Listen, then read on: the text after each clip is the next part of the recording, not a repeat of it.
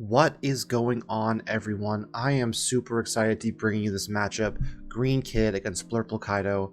I've made a ton of changes to the Blurple deck, so I'm super excited to show you all the things that I've done with it. I'm going to go ahead and open up the Trafalgar Law. It is so important to open up blockers early and to open up counter cards because this deck just relies on stalling and forcing your opponent to deal with your crocodiles. And yeah, I've kind of realized the way to play the game on this deck is just sit back, let them swing at you, let them waste their resources, and then deal with it. The kid player is going to take another kid off the Bonnie, and I think using the Bonnie that turn was kind of a mistake because now I can swing 6 at it, and 6 is the magic number. For Blurple, you're basically never taking that Dawn off your leader, and I'm leaving one Dawn up here for a Desert Spada, or for one of the many other counter cards that I may have. The kid player has nothing on board, but they can still swing twice if they wanted to. They will swing 7 at me, and I'm going to block that. It's above the Spada threshold, and they're going to drop the killer blocker, which is fine. It's a good card.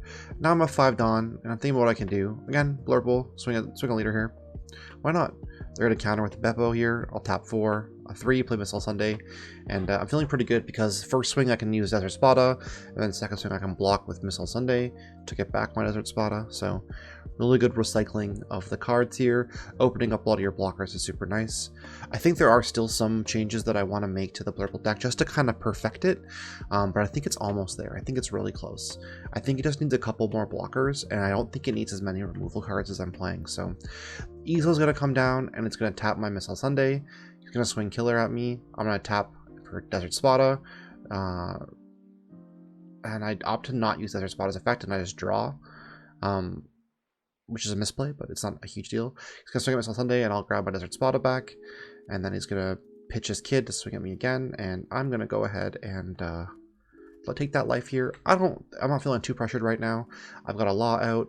He's got a Killer out, which I'm probably going to swing over here, and that Dawn's going to stay under my leader. I'll swing at the Killer here with my leader. I'll tap 1 to play another Law. 1-cost blockers are so great. I'm going to pass back turn with 4 Dawn up. 5 Dawn up, actually. And you might think it's a waste, but my hand is probably a ton of counter cards, which it is. I'm going to pitch a Desert Spada, reveal top 3 here. And I'm like, I don't need those Blast Breaths in hand. I already have a ton of counter cards. He's going to swing at me, and I draw off the Desert Spada, of course. And then he's going to pass back turn after playing his kid. And, that's a decent play, but, I have my own big drop boy, Crocodile, coming out. Pass back turn here. And I mean, these 2 Trafalgar Laws are doing a lot of work for me, and I'm not really super duper worried about taking some damage here. I have 2 blockers out. Yeah, they can suspend 1, but I'm going to be able to answer whatever they do this turn with my Crocodile. He is so strong, and so we'll see Izo swing 5 at leader, which is fine.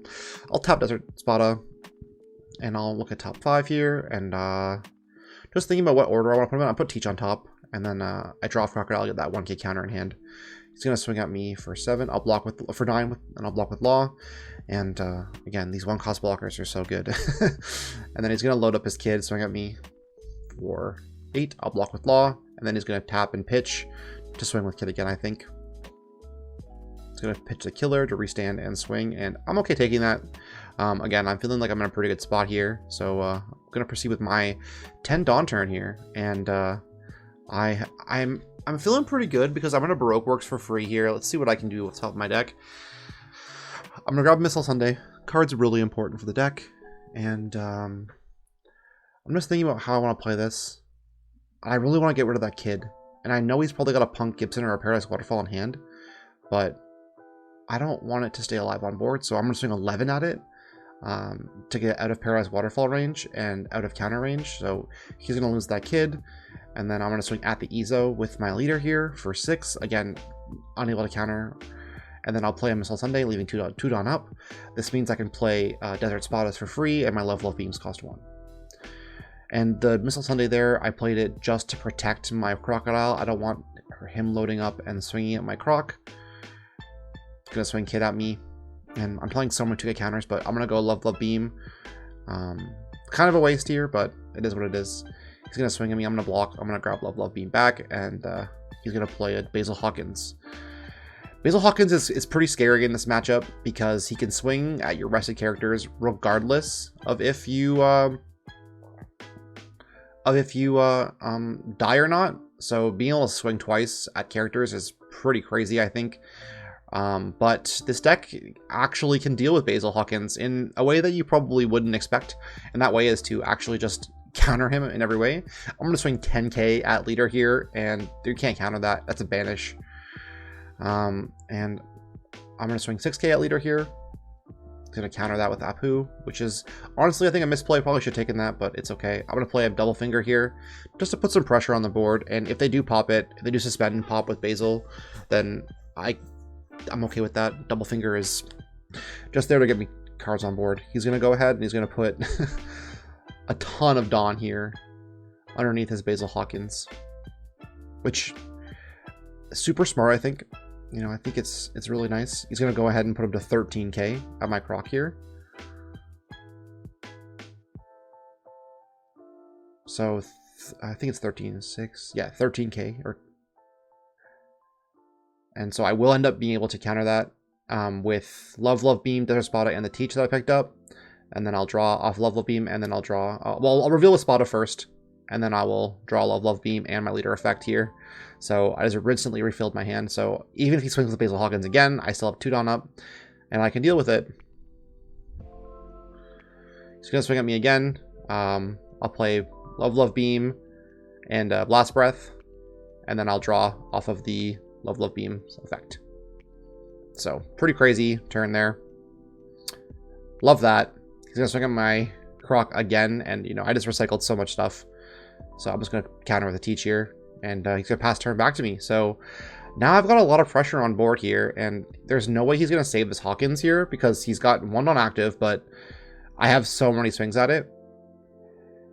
And it's just, there's no way that it can stay alive. So again, I'll put 2 under my Croc, swing at it for just for 8 with my leader. Or 7 with my leader to force him to use a counter, or pair with Waterfall to keep it alive. So that was kind of a mistake for me. I should have just killed it with my Croc, but I'll swing 9k at his life. That's another banish, so he's not getting any cards in hand. And then I will play a Law here, and then I'll think about, I have 4 Dawn up, and I pass back turn. I just want to protect, I'll swing Double Finger at life. He'll take it. I think it's important just to swing there. I mean, she's probably going to die, but that means a card in my hand, so... damage to him and card in my hand, which is nice. You know, he's in a position right now where he can't really do a ton, and I have, again, 4 cards in my hand still. I'm gonna go ahead and play Bonnie here. He needs to cycle a little bit, and so he's gonna add a card to hand off Bonnie. Did not reveal what it was, which was annoying, but it is what it is. I should have had that information, but at this point in the game, he basically has to just focus on controlling my board. And he's got to get a ton of swings at me with his Basil. So he's going to swing at Croc. And I will just tap for Love Beam, draw 2 cards, because crazy shenanigans.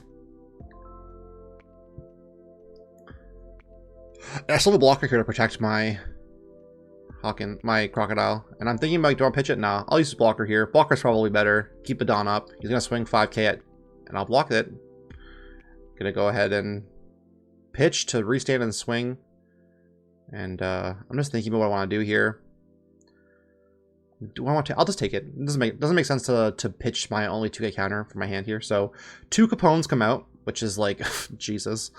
I'm assuming that he added a Capone off of the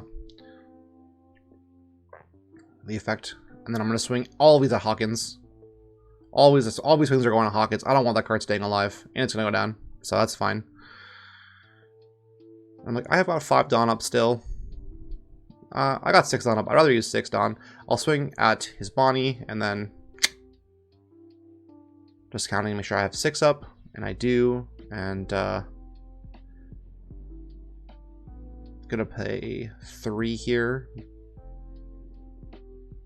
Just thinking about what I want to play. Pay 3, pay Missile Sunday. Just because I don't want to die to the kid. I was thinking about playing King there, but I was like, I don't want to lose game to double kid swing. So this way I can't lose to double kid swing. Thank God.